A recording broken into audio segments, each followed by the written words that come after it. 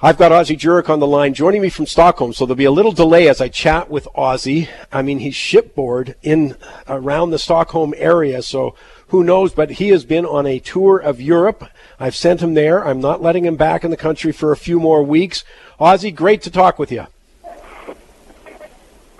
Nice to hear you. I hope the satellite feed works well. We've just left Stockholm on the MS Zuiderdam, and we went to some fabulous cities like St. Petersburg. We looked for Copenhagen and Stockholm and London.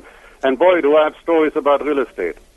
Well, I just got to say, is there any truth to the rumor that you were kicked out of those cities, and that's why you've been seeing so many in the last couple of weeks? Well, yeah, I barely make it for a day, and then they carry me out. Yeah.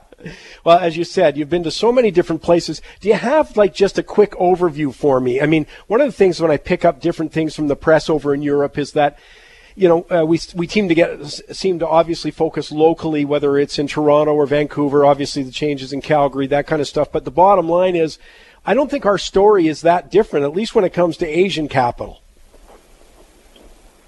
Yeah, that is the most amazing experience that I have. First of all, we have capital that flees from Iran and Russia and Ukraine and Germany. Actually, a lot of money is leaving from Germany. I have a great story for you next week on that. A lot of people are leaving the euro. So that money goes into the major capitals of the world. But Mike, there's something else. The millennials are moving back into town. Like in Stockholm, 100 people a day are moving back. So that forces the government to build more houses. And the third thing is the low interest rates. In Stockholm, rather in Copenhagen, the negative interest rates, like it's 0.75 below zero, have had the effect that the mortgage payment is almost zero. I mean, the interest on the mortgage payment is almost zero. We talk about affordable housing. Maybe that's what we need here is to get it down to negative. At least you can afford the payments then. Hey, look, I mean, obviously we've talked before about, Canada and Britain, Australia, New Zealand. We've seen our prices go up, at least in certain centers, as I say, the Toronto core, Vancouver, up until a whole bunch of measures they took, this is actually the peak about a year ago. But what about in Europe? I mean, has Spain recovered, for example, or I know Ireland started to. Yeah, in Spain, we talked about it 2 years ago that we saw a change when I was there last, and that's about up 10% every single year. In Ireland, the headline in Dublin was 0% vacancy rates make rents spike as supply plummets. That seems to be the story, that more and more people get into the market because it's too cheap on the interest rate. I mean, a Danish homeowner with a mortgage whose interest rate is now adjusted, he pays $60 a month on a $147,000 loan. So you can just imagine how cheap that is. And so everybody wants to buy a house. So there's just not enough property there. In Stockholm, 140,000 new homes are contemplated that are needed instantly. And Sweden overall has a plan now to add 700,000 houses into the housing stock.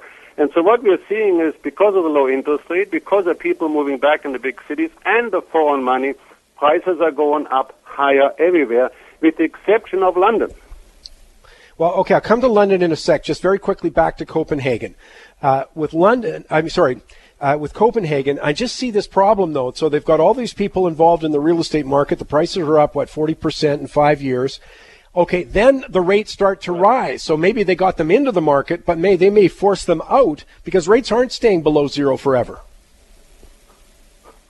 Well, that's the thing, and that's, of course, the economist is warning. He says house prices are overpriced like terrible. Mind you, they've been saying that since 2002. But every central bank and every major newspaper is warning about impending disasters. And the only solution I seem to have is to increase the taxes on it, but they're keeping the interest rates as low as ever because they can't get out of that treadmill. Well, it's going to be interesting to see how this plays out. I mean, if you look at every major financial crisis that I can find in history, the government's fingerprints are all over it, whether it's the subprime in the States, which was pretty darn obvious. And I'm not sure they're not brewing something up. As I say, if rates start going up, you've encouraged all these people in to take maybe more house than they can afford at rates that might be 2 or 3% higher. who knows? One more last quick one for you, Ozzie. I want to go back to London, as I say. They did a similar thing. We talk about taxes to sort of slow down the market, which I think is absolutely the wrong approach. But they talk about taxes to slow down the market. We had the foreign buyers tax introduced out in Vancouver as an example. They didn't need it in Calgary or Edmonton because of the oil decline. They have a 16-point plan initiated in Ontario for that Greater Toronto area. But London had a stamp tax, which to me seems a little bit similar to our property purchase tax. Well, yes, it is actually, because it's sort of an adjusted tax. Under £125,000, you pay nothing, and then it's 2% for the next and 3% and so on. But it goes a lot further. At $925,000, you're at 10%, and at $1,500,000, it's 12%. But this is the new thing, and so this has really been on since 2014, and it has slowed the market in terms of sales. But last year they added a second home where the upside over $1.5 million is 15%.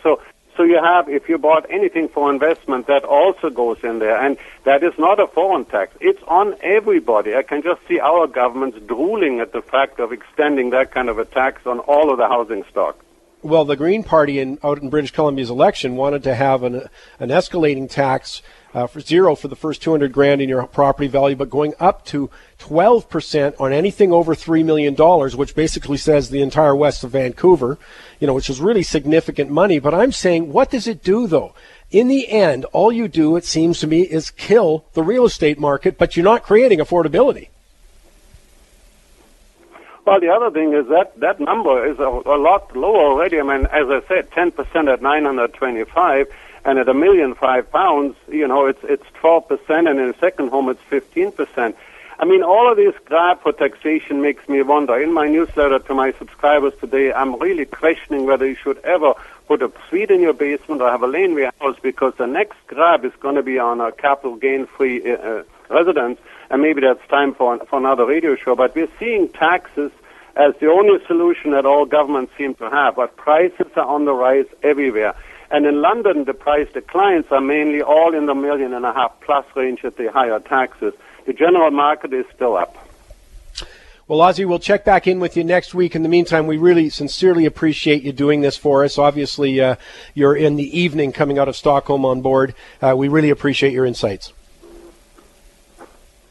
Thanks for having me, Mike. Have a great night. We'll take a break or break day, whatever it is. You have a great night. I'll have a great day.